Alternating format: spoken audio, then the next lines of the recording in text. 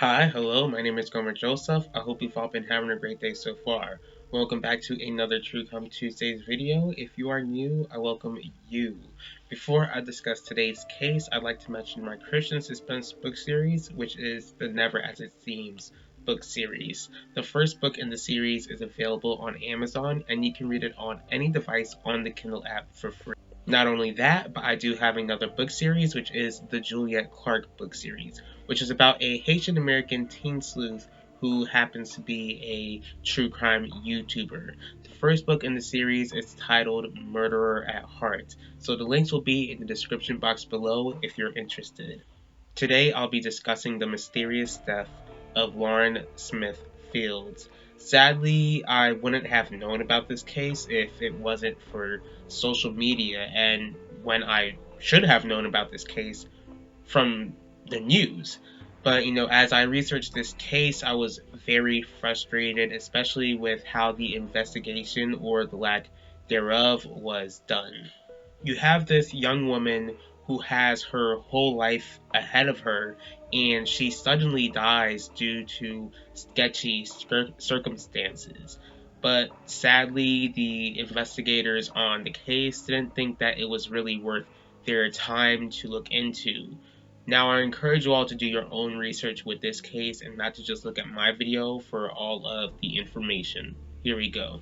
Lauren Smith Fields was born on January 23rd, 1998 to Chantel Fields and Everett Smith. I know that she had three brothers named Kyle, Lakeem, and Tavar. Lauren was described as someone who was bubbly, had a passion for fashion and makeup. She loved traveling. She was family oriented. She loved hanging out with her friends and took care of herself. She was active. She was someone who lit up a room. She also had plenty of followers on Instagram, about like 12,000 followers. And she also had dreams of being a physical therapist. And overall, she was content with the life that she was living. On December 11th, 2021, Lauren is 23 at this point, and she went on a date with some white guy in his late 30s that she met on this app called Bumble after texting back and forth for 3 days. And honestly, I don't know if I can legally say his name since, we'll get to that, but I don't know if I can legally say his name, and I ain't trying to get sued or anything like that. So I can say that it is pretty easy to look up his name and even see his picture online if you want to see who this guy is. Honestly, when I heard about the story, I thought he was a bit younger, but at least I know now. According to this man, he and Lauren were watching a movie and drinking in her apartment. They played some games, then she fell asleep on her couch. After falling asleep, he claimed that he picked her up and got her to her bed and laid beside her. Now, I'm a born-again Christian, so I don't really believe in the whole premarital sex thing or putting yourself in that type of position. Not that I'm trying to judge Lauren at all, it's literally quite the opposite. I'm positive that when you know that this girl is tricking, according to what this guy said, either you leave her alone on the couch or let her sleep in her own bed by herself. You don't need to allow a girl, especially someone you barely know, confused. You just don't really need her confused, waking up next to you, wondering all sorts of things. The next day, which is December 12th, 2021, it's 3 a.m. at this point, and he claimed, the date claimed that he woke up to her snoring at that time. So a few hours later, about 6:39 a.m., he said that he woke up and said to have found her unconscious with a nosebleed. He called the paramedics and they arrived pretty quickly, but sadly the paramedics were too late and they pronounced Lauren dead that morning. Sadly, Lauren's death wasn't even the worst part of this case.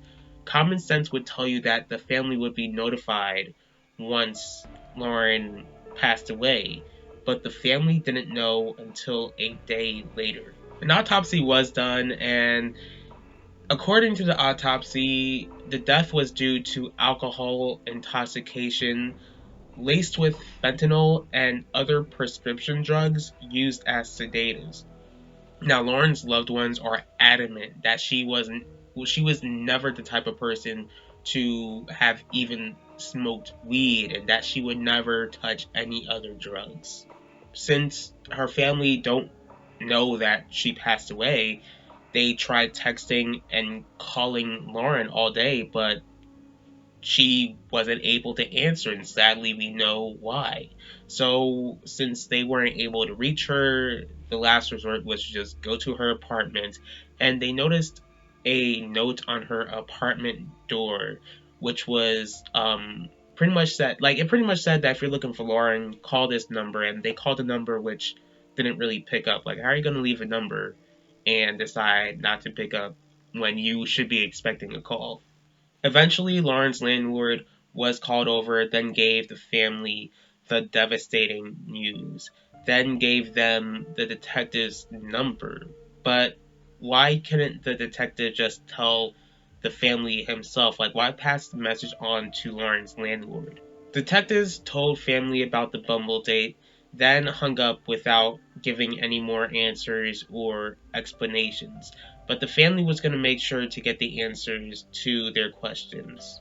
So here is what is sketchy about this Bumble date. So the Bumble date stated that one of Lauren's brothers came by to check on her, and actually, after hearing about this information, like I would assume that maybe her brother knew about the Bumble date. Like that's something that wasn't really clear to me. So if you know about this case more than I do, like go ahead and leave that type of information in the comment section. But it seems like maybe he was one of the only family members who knew about the Bumble date. So according to her brother, they had a nice few minutes with each other just chatting. According to her date, her brother was the one who gave her drugs, something that the family wholeheartedly denies. There was also a request for the date to hand over his DNA, which he refused, which also makes him look a bit more sketchy. Like, if you literally had nothing to do with her death, if it was this accidental overdose, like the autopsy, and like you were saying, like, why would you have a problem just handing over your DNA? And, as the family looked into Lauren's death, they were the ones who discovered a used condom. Yet, the police didn't even look into that after finding out that there was a used condom. When the investigator was asked why he didn't look into the Bumble date, his exact words was that the date seemed like a very nice guy. Honestly, this next statement isn't even being said to be funny, but Ted Bundy seemed like a pretty nice guy too. Just because somebody seems like a nice guy, they could be as innocent as innocent can be, but you still need to look into them just to be, 100% sure to get the answers that the victims' families need. Like I mentioned earlier, this case wasn't really mentioned on mainstream media at first. It had to take things like TikTok and other social media platforms for this to get mainstream attention. Since there was some form of mainstream attention, the detectives were being looked at, and eventually they were suspended for, I believe, the botched initial investigation in Lauren's death. But honestly, like a suspension is just too kind. Like since they clearly don't know how to do their jobs, like you need to go ahead and cut them loose.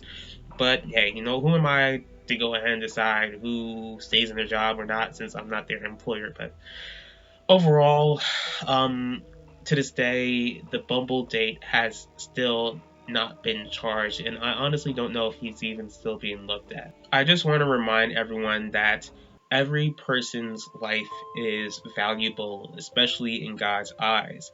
Lauren honestly deserved better.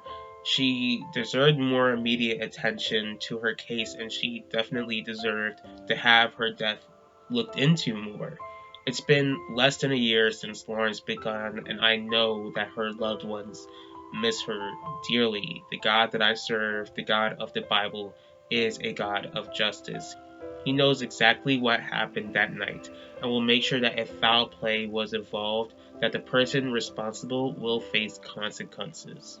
I thank you all for taking the time in your day to watch this video. If you did like this video, please feel free to hit the like button. If you have any thoughts on this case, please leave your thoughts in the comments section. If you'd like to see more videos from me, please feel free to hit the subscribe button and click the bell to be notified about the next video. Now, if you'd like me to go ahead and share a specific true crime story, go ahead and let me know. I will see y'all for the next True Crime Tuesdays, and I will talk to y'all later.